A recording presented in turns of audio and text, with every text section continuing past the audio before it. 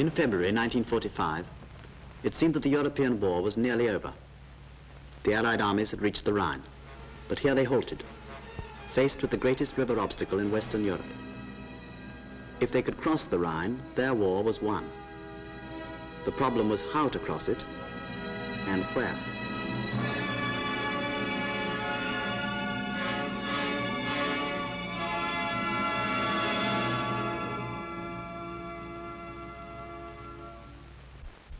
Since Arnhem, the Anglo-American staffs had revised their plans for the final battle of the West. This battle was to end with the surrender of Germany, but it had to begin with the crossing of the Rhine. The Germans have always looked on the Rhine as a great barrier against invasion. From its source in Switzerland as far as Cologne, the river is narrow, but it runs between high ranges of hills. A bridgehead in the south, such as the Americans won at Remagen, could be of great nuisance value, but no more. Then north of Cologne, the river is more than a quarter of a mile wide. But here the country through which it runs is flat and suitable for fast mechanized forces. What's more, this area offers the greatest strategic advantages to an army invading Germany. So the stretch of the Rhine between Ries and Wesel was chosen for the first crossings. The code name given to these crossings was Operation Plunder. In order to bring the maximum weight of troops to bear in the bridgehead area as quickly as possible, and to seize vital positions in the rear of the enemy, the Allies planned the largest single airborne landing of the war, Operation Varsity. Now for a last run over the 21 Army Group plan for the Rhine crossing. It consists of two closely coordinated operations. First, Operation Plunder, the crossing of the Rhine. That consists of 3 staggered assaults. 30 Corps cross near Ries. Then 1st Commando Brigade crosses near Wesel. And 12 Corps opposite Xanten. Those crossings take place on the night 23rd, 24th March. And at the same time, the American 9th Army is crossing south of Wesel. Then comes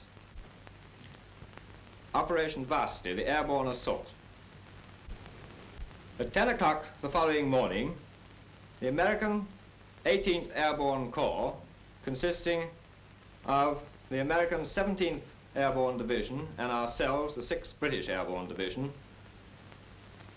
arrive on the enemy gun area, which, if you look at it on the model, is this area here behind the woods, with the object of disrupting the enemy defenses and capturing the crossings over the River Issel. These 3 crossings here, which on the model are here.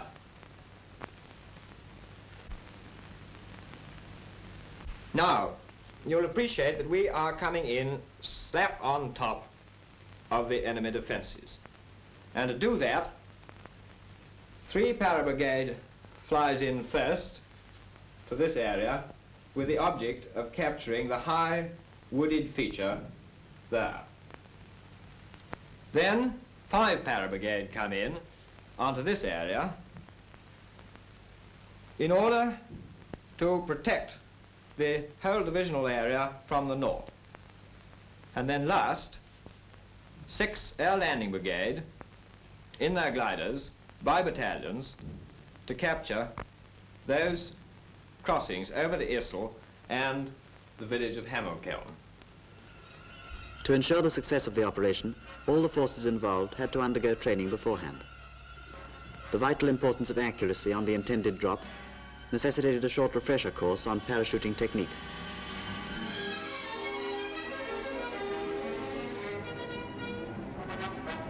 As the plan provided for tactical landings on selected objectives in 10 separate areas, it was essential that each stick of parachute troops and each glider should be landed within a few hundred yards of its target. The glider pilot regiment, which had suffered heavy losses at Arnhem, was reinforced with RAF pilots. Each had to learn not only how to fly a glider, but also how to fight as a soldier.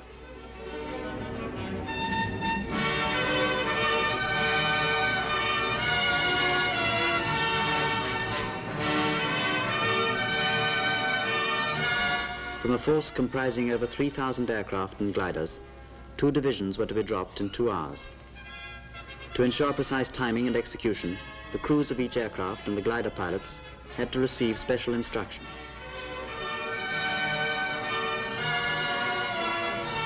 After the completion of preliminary training, a combined exercise was carried out to ensure the proper coordination of all the forces engaged.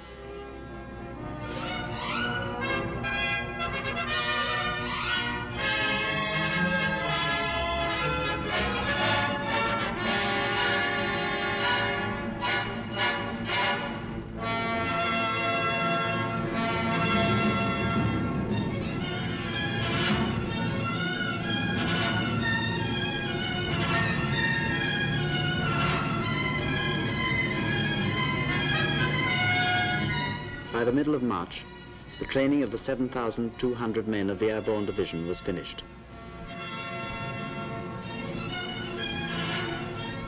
Their battle equipment included 115 motorcycles, 250 jeeps and trailers, 66 field and anti-tank guns, 3 tanks, and even 2 bulldozers.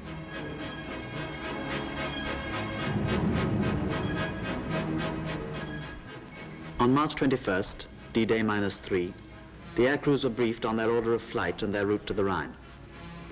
Throughout their flight, they'd be protected by fighters.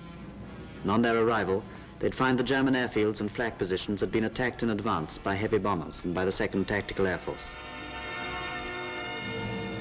From 11 airfields in Britain, the RAF and US Army Air Corps were to carry the 6th British Airborne Division.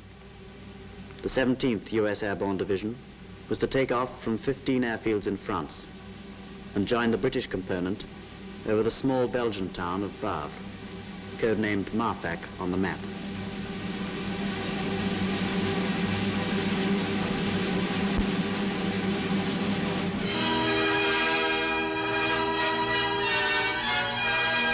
At the point codenamed Yalta, the 2 forces were to diverge and make for their appointed landing areas beyond the Rhine.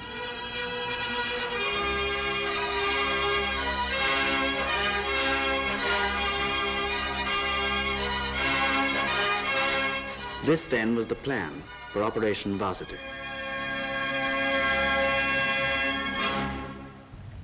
Meanwhile in Germany, under cover of a colossal smokescreen, 21 Army Group had made its preparations.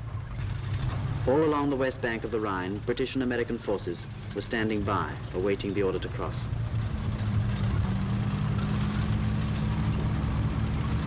Beyond the Rhine, the attacks on the German Air Force were still going on.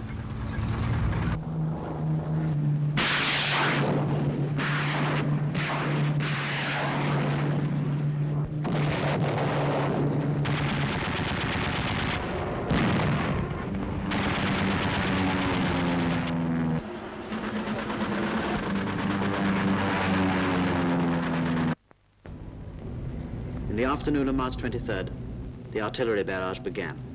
It continued throughout the night.